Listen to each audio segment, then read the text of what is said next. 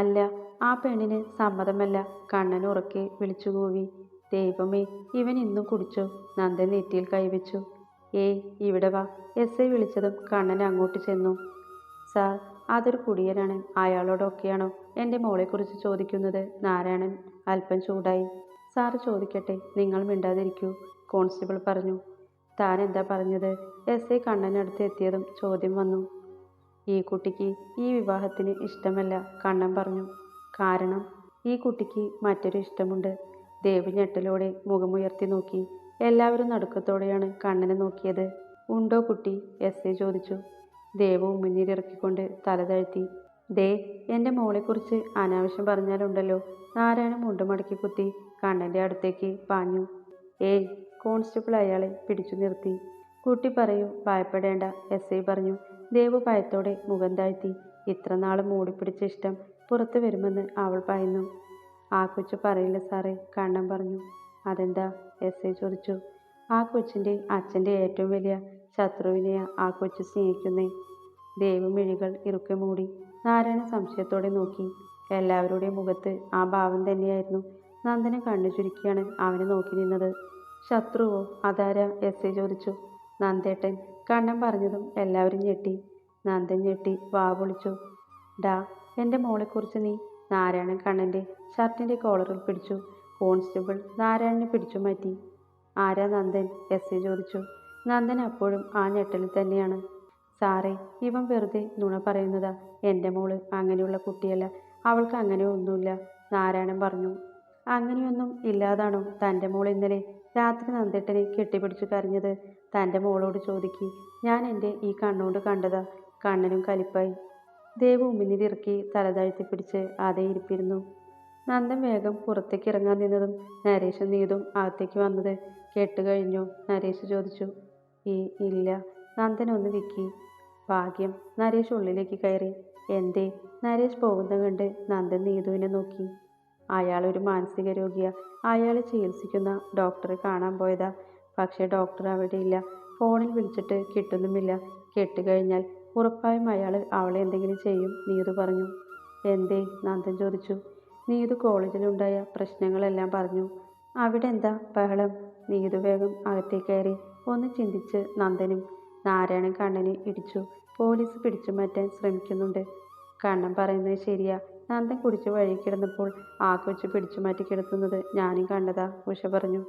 ആ, ഒരു ദിവസം രാവിലെ ഈ കൊച്ചും മറ്റേ കൊച്ചും കൂടി നന്ദൻ്റെ വീട്ടിൽ നിന്ന് വരുന്നത് ഞാനും കണ്ടിട്ടുണ്ട്. മീൻകാരൻ കൂടി പറഞ്ഞതോടെ നാരായണൻ ദേവുവിനെ നോക്കി. ചേ, ഇങ്ങനെയുള്ള പെങ്കൊച്ചിനെയാണോ എൻ്റെ ചെറുക്കന് ആലോചിക്കുന്നേ? ദീപകിൻ്റെ അമ്മ പറഞ്ഞു. എണീക്കടി മൂദേവി. നാരായണൻ ദേവുവിനെ പിടിക്കാൻ വന്നതും ദർശന അയാളെ തടഞ്ഞു. ഏയ് അമ്മാവ, ആരെന്ത് പറഞ്ഞാലും ഞാൻ ദേവുവിനെ കെട്ടു. ദീപക് അത് പറഞ്ഞപ്പോൾ നാരായണന് മുഖത്ത് ആശ്വാസം നേടിച്ചു. ദർശന അവനെ ദേഷ്യത്തോടെ നോക്കി. സാറേ, വിളികേട്ട് എസ് ഐ തിരിഞ്ഞു നോക്കി. ഞാനാ ഇവർ പറയുന്ന നന്ദൻ. ദേവു ആ നിമിഷം മുഖമുയർത്തി കണ്ണുകൾ വികസിച്ചു. ആ, നന്ദൻ. ആ കുട്ടിയാണെങ്കിൽ ഒന്നും പറയുന്നില്ല. താൻ പറയൂ, ഇവർ പറയുന്നതിൽ എന്തെങ്കിലും സത്യമുണ്ടോ? എസ് ഐ ചോദിച്ചു. ദേവു കണ്ണുകൾ ഇറുക്കി മൂടി. നന്ദേട്ടൻ ഇപ്പോൾ സത്യങ്ങൾ പറയും. മണ്ഡപം നിശബ്ദമായി. ഒരു സൂചി വീണാൽ പോലും കേൾക്കുന്ന പോലെ. എല്ലാവരുടെയും ശ്രദ്ധ നന്ദനിലേക്കായി. നന്ദനും ആകെ ഒരു വല്ലായ്മ. പറയൂ നന്ദൻ, എസ് ഐ പറഞ്ഞു. അത് പിന്നെ? നന്ദൻ ഒന്ന് ഉമിനീരിറക്കി. ദേവു കൈകൾ ചുരുട്ടിപ്പിടിച്ചു. അത് സാർ, ഞങ്ങൾ തമ്മിൽ ഇഷ്ടത്തിലാണ്. നന്ദൻ ഒരു വിധം പറഞ്ഞൊപ്പിച്ചു. ദേവുവും ദേവുവിൻ്റെ വീട്ടുകാരും ഞെട്ടി. നീതുവിൻ്റെ കണ്ണുകൾ ഇപ്പോൾ പുറത്തു വരും. അങ്ങനെ അവസ്ഥ. ആ, ഇപ്പോൾ എങ്ങനെയുണ്ട് എന്ന മട്ടിൽ കണ്ണനൊന്ന് നെഞ്ചു വിരിച്ചു നിന്നുകൊണ്ട് നാരായണനെ നോക്കി. കള്ളം, പച്ചക്കള്ളം. ഇവൻ പറയുന്നതൊക്കെ നുണയാ. നാരായണൻ നിന്ന് അലറി. അല്ല, ഞങ്ങൾ തമ്മിൽ ഇഷ്ടത്തിലാ. ഇവർ പറയുന്നതൊക്കെ നേരാ. നന്ദൻ കള്ളത്തരം പിടിക്കപ്പെടുമോ എന്ന് ഭയന്ന് വേഗം തലതാഴ്ത്തി. ടാ നിന്നെ. നാരായണൻ നന്ദന് നേരെ വന്നതും പോലീസുകാർ പിടിച്ചു. ഈ വിവാഹം നടക്കാൻ പാടില്ല, എസ് ഐ പറഞ്ഞു. എൻ്റെ മകളുടെ കാര്യം തീരുമാനിക്കാൻ ഞാനുണ്ട്. പുറത്തുനിന്ന് ആരുടെയും സഹായം വേണ്ട, നാരായണൻ പറഞ്ഞു. ഡോ, താൻ വലിയ വില്ലേജർ ഓഫീസായിട്ട് നിയമം അറിയില്ലേ? പെൺകുട്ടിക്ക് ഇഷ്ടമില്ലെങ്കിൽ വിവാഹം നടത്താൻ പറ്റില്ല, എസ് ഐ ദേഷ്യത്തോടെ പറഞ്ഞു. നാരായണൻ തോൽവിയോടെ തൻ്റെ കുടുംബത്തെ നോക്കി. മാലിനിക്ക് അയാളുടെ അവസ്ഥയിൽ വിഷമം തോന്നി. താൻ അവിടെ നിന്ന് എഴുന്നേൽക്ക്, എന്നിട്ട് താൻ അവിടെ പോയിരിക്കെ. എസ് ഐ ദീപക് നന്ദനെ നോക്കിക്കൊണ്ട് എഴുന്നേറ്റു. നന്ദൻ ഞെട്ടി. സാർ, ഇപ്പോൾ വിവാഹം വേണ്ട, എനിക്ക് ജോലിയൊന്നും ആയിട്ടില്ല. ജോലിയില്ലേ? അത് പിന്നെ ഉണ്ട്, പെയിൻറ്റിംഗ് ഒക്കെ ഉണ്ട്. എന്നാലും നല്ലൊരു ജോലിയില്ലാതെ. എല്ലാ ജോലിക്കും അതിൻ്റെതായ മാന്യത ഉണ്ടടോ. താൻ വന്ന് താലി കെട്ട്, എസ് ഐ പറഞ്ഞു. സാർ, അയാൾക്ക് വേറെ ജോലിയൊന്നും ഇല്ലാത്ത സ്ഥിതിക്ക്, ദർശനും മാലിനിയും പറഞ്ഞു. എന്നിട്ട് നിങ്ങൾക്ക് ഈ കുട്ടിയെ വേറെ വിവാഹം കഴിപ്പിക്കാനല്ലേ? എസ് ഐ പറഞ്ഞു. അല്ല സാറേ, അവൾ പഠിക്കുന്ന കുട്ടിയാ, മാലിനി പറഞ്ഞു. ഇവനെ കെട്ടാൻ ഉറപ്പിക്കുമ്പോഴും ഈ കുട്ടി പഠിക്കല്ലേ? കുട്ടിക്ക് സമ്മതമാണോ? എസ് ഐ ദേവുവിനെ നോക്കി. ദേവു പകപ്പോടെ ചുറ്റും നോക്കി. അവസാനം കണ്ണുകൾ ചെന്ന് നിന്നത് നന്ദനിലാണ്. നന്ദൻ തല വിലങ്ങനെയാട്ടി. സമ്മതം. ദേവു മെല്ലെ പറഞ്ഞതും എസ് ഐയുടെ മുഖം വിടർന്നു. അയാൾ നന്ദനെ നോക്കി. നന്ദൻ എസ് ഐ നോക്കിയപ്പോൾ ചിരിച്ചു കാണിച്ചു. താൻ കയറിക്കോടൂ, എസ് ഐ പറഞ്ഞു. നന്ദൻ കണ്ണനെ നോക്കി. കണ്ണൻ നിർവൃതിയോടെ നിൽക്കുന്നുണ്ട്. ചുണ്ടിനടിയിൽ കേൾക്കാൻ പാടില്ലാത്ത രീതിയിൽ കുറച്ച് തെറിവിളിച്ചുപോയി നന്ദൻ. ഇരിക്കടോ, എസ് ഐ പറഞ്ഞു. നന്ദൻ വിറയലോടെ വന്ന് ദേവുവിൻ്റെ അടുത്ത് ആയത്തമുള്ള രീതിയിലിരുന്നു. ആ, നീങ്ങിയിരിക്കി, എസ് ഐ പറഞ്ഞു. നന്ദൻ നീങ്ങിയിരുന്നു. ദേവുവിൻ്റെ ശ്വാസം വിലങ്ങി. സ്വപ്നമാണോ യാഥാർത്ഥ്യമാണോ? ഒന്ന് പിച്ചു നോക്കി. സത്യമാണ്. തൻ്റെ അടുത്തിരിക്കുന്നത് നന്ദേട്ടനാണ്. വിളറിപ്പിടിച്ച എന്തോ ഉഷ്ണം കൂടിയ പോലെയാണ് ഇരിപ്പ്. ഇടയ്ക്ക് താടിയൊന്ന് തഴുകി. പൂജാരി താലി കൊടുക്കുമ്പോൾ നന്ദൻ്റെ കൈകൾ ഒന്ന് വിറച്ചു. നിർത്ത്, നാരായണൻ പറഞ്ഞു. എല്ലാവരും ഒരു നിമിഷം അയാളെ നോക്കി. ദേവു, നീ ഇവനെയാണ് കെട്ടുന്നതെങ്കിൽ അച്ഛനെയും അമ്മയും മറന്നേക്ക്. ഞങ്ങളുടെ മകൾ മരിച്ചെന്ന് കരുതിക്കൊള്ളാം. ഞങ്ങൾ വേണമെന്നുണ്ടെങ്കിൽ ഈ നിമിഷം ഇവിടെ നിന്ന് എഴുന്നേൽക്ക്, നാരായണൻ പറഞ്ഞു. എസ് ഐ പുച്ഛത്തോടെ നോക്കി. ദേവു കണ്ണു നിറച്ച് അയാളെ നോക്കി. മാലിനി വാ, നാരായണൻ പറഞ്ഞു. നമ്മുടെ മോള്. മാലിനി കണ്ണീറൊപ്പി. മരിച്ചു കുറച്ചു മുമ്പ്. മോളുടെ കൂടെ പോവണമെങ്കിൽ പോവാം, അല്ലെങ്കിൽ എൻ്റെ കൂടെ വരാം, അമ്മയ്ക്കും മോനും. നാരായണൻ നടന്നു. ദേവുവിനെ ഒന്ന് നോക്കിയിട്ട് മാലിനിയും ദർശനും പോകുന്ന പോക്കിൽ ദർശനം ഒന്ന് കണ്ണു ചിമ്മി ഒന്നുമില്ലെന്ന് കാണിച്ചു. ശോഭയും ദീപകിൻ്റെ വീട്ടുകാരും അവർക്ക് പുറകെ ഇറങ്ങി. ഇനി താലി കെട്ടിക്കോളൂ, പൂജാരി പറഞ്ഞു. നന്ദൻ വിറയലോടെ താലി പിടിച്ച് ദേവുവിനെ ഒന്ന് നോക്കി. അവൾ തലതാഴ്ത്തിയിരിപ്പാണ്. കണ്ണുകൾ നിറയുന്നുണ്ട്. നന്ദൻ മെല്ലെ അവളുടെ കഴുത്തിലേക്ക് താലി ചേർത്തു. ദേവു കണ്ണുകൾ അടച്ച് കൈകൂപ്പി. ദേവി, എൻ്റെ മരണം വരെ ഈ താലി കഴുത്തിൽ തന്നെ ഉണ്ടാവണേ. നിശബ്ദമായി ചുണ്ടുകൾ മൊഴിഞ്ഞു. നന്ദൻ വിറച്ചുകൊണ്ട് താലി കെട്ടി. പൂജാരി സിന്ദൂരം നീട്ടിയതും അതെടുത്ത് അവളുടെ നെറുകയിൽ ചോപ്പിച്ചു. ഇനി കുട്ടി മാല ചാർത്തിക്കൊള്ളൂ. ദേവു വിറയലോടെ മാലയെടുത്ത് നന്ദനെ അണിയിച്ചു. അവൾക്ക് വേണ്ടി താഴ്ന്നു കൊടുത്തു അവൻ. പിന്നെ തിരികെ മാല അണിയിച്ചു. കൺഗ്രാറ്റ്സ്, എസ് ഐ നന്ദന് കൈ കൊടുത്തു. നന്ദൻ വിളറിയ ചിരിയോടെ കൈ ചേർത്തു. വീട്ടിലേക്ക് കൊണ്ടുവിടണോ? കുട്ടിയുടെ അച്ഛൻ എന്തെങ്കിലും പ്രോബ്ലം? എസ് ഐ പറഞ്ഞു. ഏയ് വേണ്ട സാർ, നന്ദൻ പറഞ്ഞു. അപ്പോൾ ഓക്കെ. എസ് ഐ വീണ്ടും രണ്ടാൾക്കും കൈ കൊടുത്ത് ഇറങ്ങി. എസ് ഐ ഇറങ്ങി പോകുമ്പോൾ നീതുവും നരേഷും ഒപ്പം ചെന്നു. വളരെ നന്ദി സാർ, വിളിച്ചപ്പോഴേക്കും ഓടിയെത്തിയതിന്, നരേഷ് പറഞ്ഞു. ഇറ്റ്സ് ഓക്കെ, ഇതൊക്കെ ഞങ്ങളുടെ ജോലിയുടെ ഭാഗമല്ലേ. പിന്നെ ഇപ്പോഴത്തെ പേരൻസിന് മരുമക്കളുടെ സാലറി നോക്കിയാൽ മതി. അവരുടെ അന്തസ്സും മക്കളുടെ മനസ്സും ഭാവിയും നോക്കുന്ന പേരൻസ് കുറവാണ്. ഞങ്ങളിതൊക്കെ കുറേ കണ്ടതാണ്.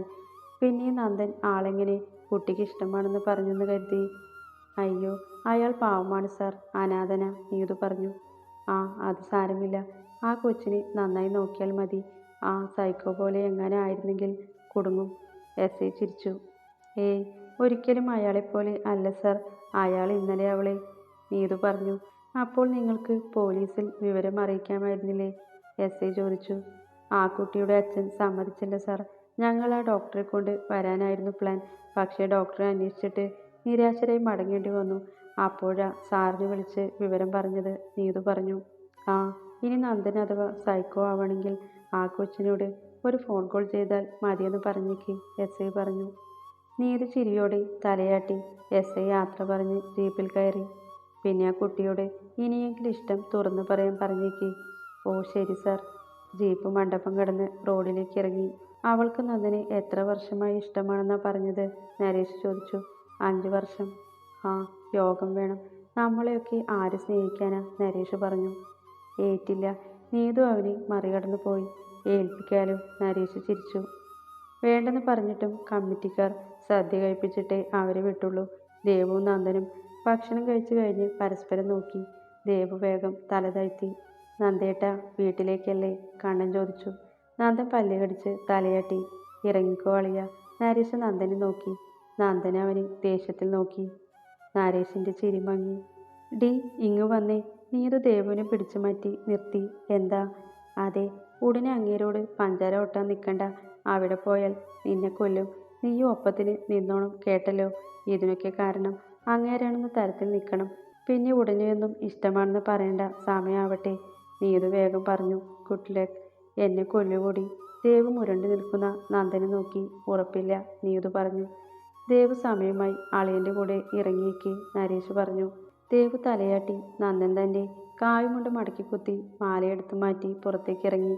ദേവ് പുറകിൽ എല്ലാവരെയും നോക്കി. ആരുമില്ല. നീതുവും നരേശും കണ്ണനും സുനിയും മാത്രം. നന്ദൻ വേഗത്തിലും ദേവ് പുറകെ എത്താൻ നല്ല പാടുപെട്ടാണ് നടക്കുന്നത്. എല്ലാവരും മണ്ഡപത്തിൽ കഴിക്കുന്ന തിരക്കിലായതുകൊണ്ട് അവർ ഇറങ്ങുന്നത് കണ്ടില്ല. നീതുവും നരേശും ആ കാഴ്ച കണ്ട് ചിരിച്ചു. താങ്ക്സ്. നീതു നരേശിനെ നോക്കി. എന്തിന്? ഞാനിരുന്നു കരഞ്ഞപ്പോൾ എന്നോട് വന്ന് കാര്യം ചോദിച്ച് എൻ്റെ കൂടെ നിന്നത് കൊണ്ടല്ലേ ഇപ്പോൾ അവൾക്ക് ആഗ്രഹിച്ച ജീവിതം കിട്ടിയത്. മറിച്ച് നാരായണ അങ്കിളിനോട് പോയി പറഞ്ഞിരുന്നുവെങ്കിലോ? നരേഷ് ഒന്ന് ചിരിച്ചു. ഞാൻ അവളെയും എൻ്റെ പെങ്ങളായി കണ്ടിട്ടുള്ളൂ. പിന്നെ താൻ കരയുന്നത് കണ്ടപ്പോൾ നരേഷ് പറഞ്ഞു. കണ്ടപ്പോൾ നീതു നെറ്റി ചൊളിച്ചു. നീതു അമ്മ വിളിക്കുന്ന കേട്ടപ്പോൾ നീതു തിരിഞ്ഞു. ഞാൻ പോട്ടെ, പിന്നെ കാണാം. കാണണം, നരേഷ് പറഞ്ഞു. നീതു തിരിഞ്ഞു നടക്കുമ്പോൾ ചിരിച്ചു.